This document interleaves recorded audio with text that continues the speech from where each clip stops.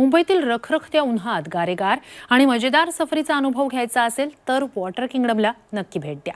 भारतातील सर्वात मोठ्या आणि रोमांचक वॉटर पार्कपैकी हा एक आहे। शनिवार आणि रविवार डीजे निक फूरच्या संगतीत तालावर धुंद होता येणार आहे। आपल्या लहान मुलांसह, कुटुंबासह आणि मित्रमैत्रिणींसोबत वॉटर किंगडमला भेट द्या आणि अविस्मरणीय आठवणींचा खजिना सोबत घेऊन जा।